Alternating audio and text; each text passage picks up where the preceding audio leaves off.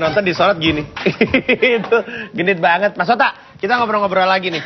Tadi kita ngomong bahwa nggak mungkin dong si Gayus itu keluar tanpa ada bantuan dong. Berarti yang membantu pasti adalah orang dari rutan tersebut. Yang mana notabene adalah ya polisi ya, kurang lebihnya ya. Sebenarnya gimana nih penyidikan terhadap orang-orang di dalam rutan yang mana adalah polisi sekali lagi yang terkait dengan ini? Sejauh ini bagaimana? Mereka kan jadi tersangka. Oke. Ada 9 orang kan? 9 orang. 9 orang. Jadi itu harus dikasih apresiasi Kapolri ya. Dikasih apresiasi? Iya dong, 9 orang jadi tersangka bukan hanya saja tindakan administratif. Jadi tersangka. Nggak bagi-bagi kali? Tersangka tindak pidana korupsi. Jadi mereka kena karena tidak pidana suap kan. Ya, walaupun sebenarnya Kapolri juga harus bertanggung jawab dong. Karena itu kan anak buah dia kurang lebihnya. Dia lebih reaktif lah ya daripada pribadi. Muara tanggung jawabnya ya memang pada akhirnya Kapolri bagaimana membenahi organisasinya kan begitu. Saya kira kalau ini dijadikan hikmah untuk membenahi organisasi Polri, ini momentum yang bagus. Itu si kepala rutannya namanya Iwan Susanto ya? Kompol ya beliau. Kompol Iwan Susanto itu kan mendapatkan uang total itu yang dikeluarin sama Gayus itu 790-an juta kan? Ini duitnya jatuh. Iya, duitnya jatuh ke buat keluar penjara itu? Iya. Selama dia di penjara. Termasuk ke Kompol Iwan juga. Nah, Kompol Iwan bilangnya katanya untuk istrinya yang sakit. Tetangganya bilang istri kagak kenapa-napa, kagak sakit juga. Istri yang lain mungkin. Oh, bisa juga. Nah, pacarnya susah dapat. Ini kan nama-nama ini udah kesebut. Kita nggak bisa bilang ini sebagai oknum karena ini ada sistem juga kan. Itu gimana tuh? Ya nanti sistem akan yang berlaku kan? Iya betul. Jadi saya kira yang 9 orang ini akan disidangkan, pastilah ya. Dan bukan hanya yang dibutuhkan oleh kita bukan hanya saja penindakan terhadap 9 orang ini, tapi juga bagaimana membenahi sistemnya, pola kerjanya supaya tidak terjadi lagi suap menyuap atau jual beli kenyamanan, jual beli kebebasan di rutan. Itu yang perlu dibenahin. Caranya gimana? Caranya adalah ini penting nih. Caranya nih ini. Jadi sekarang ini baik rutan maupun lapas petugas-petugasnya melihat tahanan dan melihat napi sebagai ATM. Tinggal digesek sebagai tambang potensial. Itu harus dihilangkan. Jadi perspektifnya udah begitu tuh, ada tahanan masuk, wah ini pada umumnya begitu, begitu. Karena memang sudah budayanya seperti itu. Itu kan sejak lama terjadi sampai dengan sekarang. Nah jadi membenahi itu tidak bisa membalikan telapak tangan. Ya karena kalau koruptor masuk banyak duit ya gitu mulu kejadiannya kan. Pada umumnya itu terjadi sehingga pada koruptor. Gayus juga bisa bilang, ada uang, abang pulang. Nah itu tuh. Ya kan ada uang, abang pulang. Gua tahu tuh ATM apa tuh. ATM apa? Bang Napi. Kalau kayak gitu caranya, apa gunanya institusi hukum dong? Nah itu dia. Nah sekarang coba kita runutin ya. Kalau rutan berarti bertanggung jawabnya kepada rutan Salemba. Kalau cabang rutan, pertanggungjawabannya kepada induk rutan. Jakarta Pusat itu di Salemba. Oke. Ya, rutan pertanggungjawabannya pada Kanwil, Departemen Hukum dan HAM. Oke. Kanwil, Departemen Hukum dan HAM. Berarti harusnya Menkumham dong. Berarti Bapak Patrialis Akbar dong? Muara tanggung jawabnya memang di Menkumham semuanya. Tapi katanya salah pengadilan. Nggak gini. Kayak cuci tangan gitu kan? Jadi gini. Nggak ada yang bersalahin. Jadi pengadilan itu tidak pernah memberikan izin apapun. Jadi kalau izin-izin khusus dari tahanan itu ada syaratnya. Misalnya menjadi wali pernikahan. Itu boleh keluar. Itu boleh, asalkan izin dari pejabat yang memiliki kewenangan yuridis. Nah, kewenangan penahanannya siapa sekarang? Hakim. Nah, jadi kalau misalnya menikahkan menjadi wali, lalu kemudian orang tua sakit, lalu kemudian sakit keras meninggal. Ya meninggal harus dikeluarin dong. Enggak, maksud saya kalau orang tuanya, istri, anak, jadi keluarga langsung. Nah itu harus ada izin. Empat-empatnya nggak dilakuin sama Gayus di Bali kan Pak ya? Tidak terjadi dong? Bukan, tidak memenuhi syarat Gayus untuk mendapatkan izin seperti itu.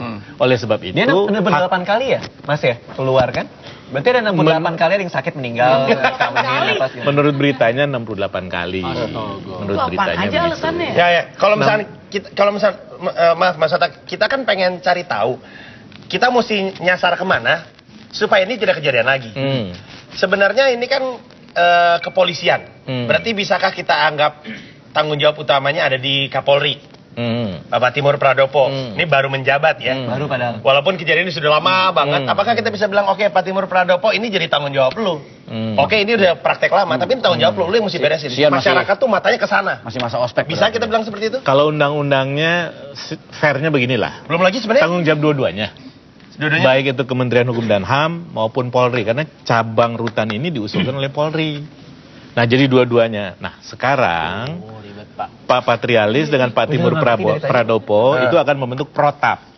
Yang akan memperketat pengawasan dan mungkin juga pengamanan, juga alat-alat pengamanan diperketat dan CCTV dan lain sebagainya. Dan cabang rutan itu harus memberikan pelaporan tiap bulan kepada rutan. Seperti itu. Sebentar, ini saya tiba-tiba kepikiran. Kapolri itu yang nunjuk kan presiden langsung ya? Yang ngambil, yang masang sama yang nyebut presiden langsung. I love that smile. Persetujuan DPR. Persetujuan DPR, ya. Yang milih presiden, yang persetujui DPR. Berarti secara tidak langsung harusnya Pak Presiden dengan pilihannya bertanggung jawab juga. Tapi ya, muara tanggung jawabnya. Tapi kan Pak Presiden kan sebenarnya kan tidak pernah mau intervensi. Nah, pertanyaan saya, kalau dari Satgas tersebut produknya kan rekomendasi. Bisa nggak rekomendasinya itu dikeluarkan atau memang dikeluarkan kepada Bapak Presiden didesak untuk mengambil tindakan langsung? Jadi jelas nih presiden bergerak gitu. Gak bisa ngomong, oh saya nggak mau intervensi. Prihatin. Saya prihatin tapi saya tidak bisa intervensi. Kalau misalkan ada rekomendasi dari Satgas? Yang kita lakukan sekarang adalah demikian. Artinya kita memberikan rekomendasi kepada presiden. Untuk? Lalu macam-macam. Misalnya kita kan memberikan rekomendasi terhadap dua hal. Biasanya adalah perbaikan sistem. Dan tindakan nyata konkret seperti tindakan penegakan hukum gitu. Nah, tapi rekomendasi itu juga bisa langsung diberikan kepada pimpinan dari institusi penegakan hukum. Yaitu karena Satgas Pemberantasan Mafia Hukum ini adalah untuk ngebenahin institusi-institusi penegak hukum supaya tidak terjadi praktek mafia hukum. Ya, artinya Bapak bisa kasih rekomendasi ke presiden atau ke Pak Timur Pradopo atau ke Jaksa Agung, kehakiman. Ya, itu termasuk dengan penggantian personil juga maksudnya. Bahkan ke Mahkamah Agung juga.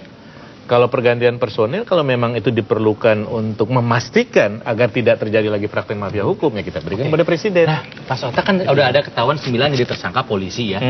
Hukuman apa nih kira-kira ya? Kalau tindak pidana korupsi kan ada ancaman hukumannya. Berapa ancaman hukumannya? Yang seumur hidup dan 1 miliar kan? Iya. Wah, itu walaupun patungan pun untuk polisi, kalau untuk ngumpulin 1 miliar itu mesti berapa perempatan tuh?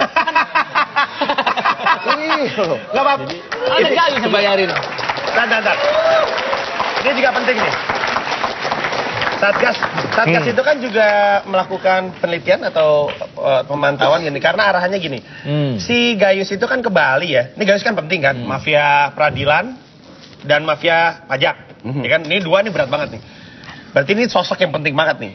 Nah, dia ini kan ke Bali untuk nonton tenis. Padahal kan katanya dia nggak suka tenis kan? Dia suka golf, dia suka main golf sama dan juga kalau misalkan gue udah keluar penjara, gue lagi gitu, gue keluar penjara gue langsung ke Cina atau kemana ke negara lain. Tempat sepi lah, jangan yang banyak kamera. Gitu. Kenapa dia milih nonton tenis yang di Bali ya? Mungkin temennya ada yang juga nonton di sana, diajak ke situ. Karena ada pemain yang memang jadi idola dia yang cantik gitu. Tapi kan dia nggak suka tenis, dia tahu peraturan juga kagak kali. Enggak, kalau misalnya menurut temuan Bapak sendiri ada indikasi apa? Ini polisinya yang ngaco ini. Polisinya yang ngaco. Karena gini, kalau polisi itu gini, polisi itu kan belajar di akademi polisi itu mereka belajar soal yang namanya interogasi, investigasi, ya kan? Tapi ada satu hal yang menurut gua polisi juga harus belajar di akademi polisi. Introspeksi. Oh, benar.